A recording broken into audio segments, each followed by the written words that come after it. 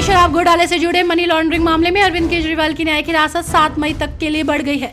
दिल्ली की Rouse Avenue court ने शराब घोटाले से संबंधित ईडी मामले में मुख्यमंत्री अरविंद केजरीवाल और बीआरएस नेता के कविता और चरणप्रीत सिंह की न्यायिक हिरासत 7 मई तक बढ़ा दी है।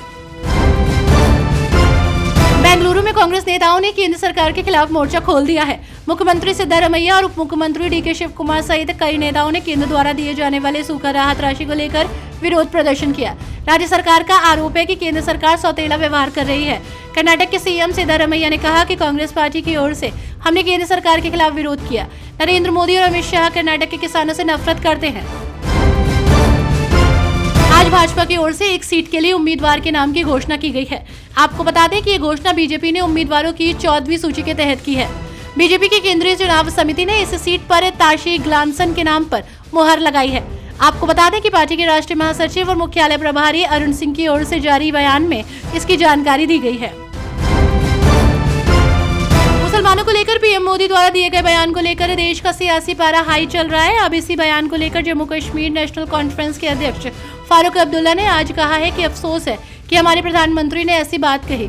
हमारा इस्लाम और अल्लाह हमें सबके साथ मिलकर चलना सिखाता है। हमारे धर्म ने हमें कभी भी दूसरे धर्मों को नीचा देखना नहीं सिखाया, बल्कि हमेशा यही सिखाया है दूसरे धर्मों का सम्मान करना। लोकसभा चुनाव शुरू होते ही देश का सियासी माहौल गरमाया हुआ है। ऐसे में उद्धव ठाकरे वाली शिवसेना के नेता संजय राउत ने उप मुख्यमंत्री देवेंद्र फडणवीस पर निशाना साधा।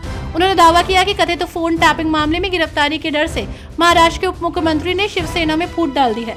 साथ ही उन्होंने कहा कि केंद्र में प्रधानमंत्री नरेंद्र मोदी के नेतृत्व वाली सरकार लोकसभा चुनाव में हार जाएगी।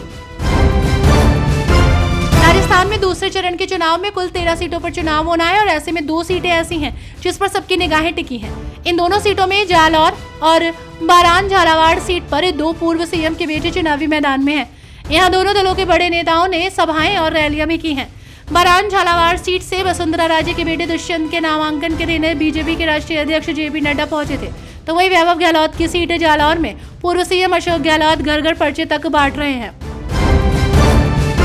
पीएम नरेंद्र मोदी की कांग्रेस के खिलाफ संपत्ति वितरण पर की गई टिप्पणी को लेकर सियासत गर्मा गई है।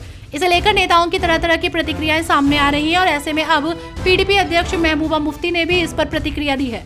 महबूबा ने कहा है कि चुनाव में असफलता के डर से भाजपा हिंदू और मुसलमान को लड़ाने में जुट गई है। सांप्रदायिक माहौल बिगाड़ने की कोशिश की जा रही है। लोकसभा चुनाव के दौरान ही पंजाब में भाजपा को एक बड़ा झटका लगा। आपको बता दें कि 80 मोर्चा के उपाध्यक्ष रॉबिन सांपला आम आदमी पार्टी में शामिल हो गए हैं। सीएम भगवंत मान ने उनका पार्टी में स्वागत किया है। आपको बता दें कि रॉबिन सांपला भाजपा के दिग्गज नेता विजय सांपला के भतीजे हैं।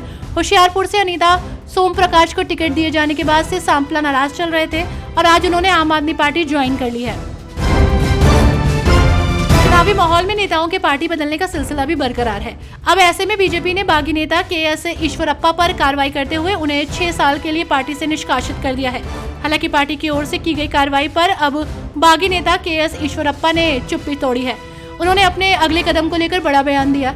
के.एस. ईश्वरप्पा ने कहा कि वो कांग्रेस में शामिल नहीं होंगे। उन्होंने कहा कि मैं निष्कासन से नहीं डरूंगा। मुख्तार अंसारी की पोस्टमार्टम रिपोर्ट आने के बाद से बयानबाजी का सिलसिला जारी है। ऐसे में समाजवादी पार्टी के नेता अफजाल अंसारी ने आरोप लगाया है कि पूरी प्रक्रिया सही से नहीं की गई। उन्होंने आरोप लगाया कि सरकार अपने गुनाहों पर पर्दा डालने की कोशिश कर रही है। गाजीपुर लोकसभा निर्वाचन क्षेत्र से सपा प्रत्याशी अफजाल ने कहा कि बिस्रा में नाखून की जांच नहीं हुई। नाखून और बाल की जांच से जहर साबित होता है। बिस्रा की जांच का सही नमूना नहीं भेजा गया।